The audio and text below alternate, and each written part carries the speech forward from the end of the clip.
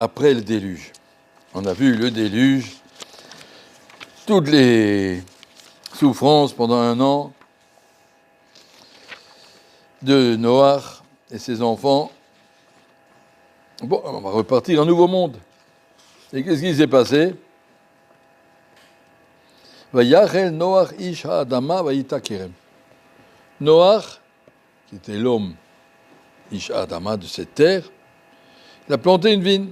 Vayesh minayain, il a bu, il s'est enivré, et puis après il arrivait des histoires avec ses enfants, des horreurs. Comment que c'est possible qu'un homme comme Noach, que la Torah le déclare, tzadik, tamim, qu'il est seul qui a mérité de passer et de survivre et de permettre au monde entier d'être des Bnei Noach? Qu'est-ce qui arrive à Makara? Tout d'un coup, il est devenu Isha Adama.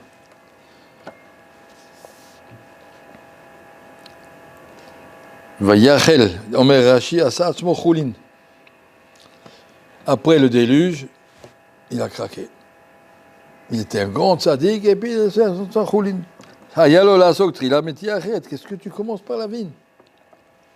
Pourquoi justement ça? Al-Farshi m'explique, mettez-vous à sa place. Il sort de l'arche de Noé, il voit un monde complètement dévasté. Pas une maison qui reste, rien à voir avec les photos qu'on voit, c'est beaucoup plus pire, le monde entier. Il n'y avait plus un animal, plus un arbre, plus rien. Il se retrouve tout seul, avec sa femme et ses enfants, et il va faire sortir les animaux un après l'autre, allez-y. Mais il faut du courage pour repartir un monde comme ça. Le monde, il tient sur moi. Je suis un vieux monsieur, il avait déjà 600 ans. Je ne sais pas comment on se sent quand on a 600 ans, mais il est un vieux monsieur. Et puis, la responsable, elle a dit, bah, on va boire un coup, quelque chose, un petit bourra, quelque chose pour se remonter. Ah, il avait justement, il avait de la vigne. Mais d'où il avait des vignes? Omer Rashi, chez Nirnaz Ateva, quand il est rentré dans la Teva, il a emmené avec lui des branches de vigne, des branches de palmiers. Il avait de figuiers. Et c'était, voilà, il faut préparer le nouveau monde qui va venir. Mais pourquoi tu as commencé par le vin? Ish Adama. Un moment où il était surmarqué Ish Tzadik, il est devenu Ish Adama. Il est retombé. Et le Midrash nous dit, regardez, Moshe Rabbeinu, il s'appelle Ish Mitzri, un Égyptien. Et après c'est marqué Ish Elohim. Sa vie était une progression jusqu'à ce qu'il s'appelait l'homme d'Hachem. C'était un homme, la Gemara dit, c'était la moitié d'un malach. Et Noach, il était Ish Tzadik et il est retombé, Ish Adama. Ça veut dire que lorsqu'il arrive un grand Nisayon, et je parle maintenant pour nous, on est tous dans une période très spéciale, Bezrat Hashem, quand on sort tous en bonne santé et que tout va s'oublier, alors il ne faut pas que quand ça s'oublie. Ça s'oublie, ça veut dire on va retomber en arrière et dire ben, heureusement qu'on avait l'armée, qu'on avait les Américains, qu'on avait toutes sortes de choses et qui nous ont protégés, organisés. On oublie complètement toute la Hashgacha d'Akadosh Baruch Hu, que c'est lui.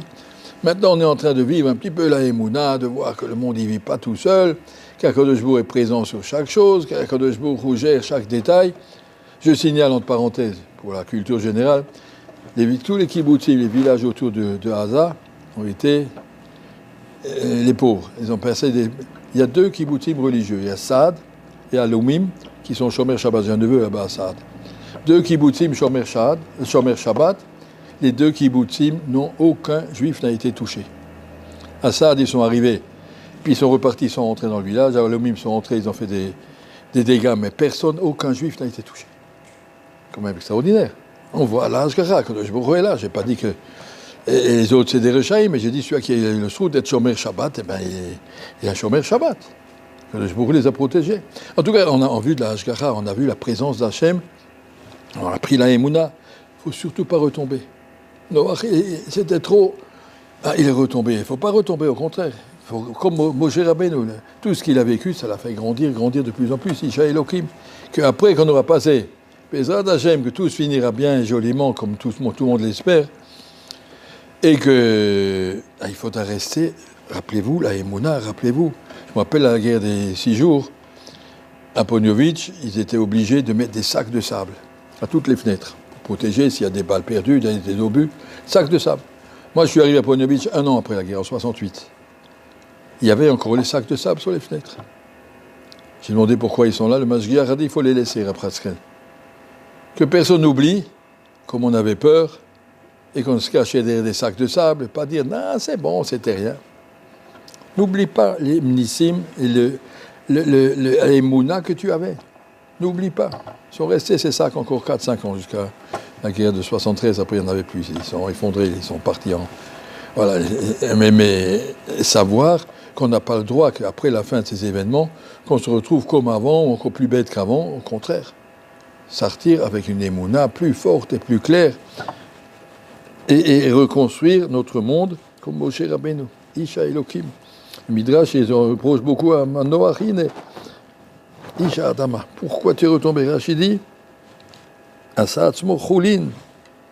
Tu étais un homme tzaddik, tu es devenu un homme Choulin. Pas dit par rapport à nous, hein, il était loin au-dessus de nous, mais en tout cas par rapport à Noach, on attendait de lui autre chose.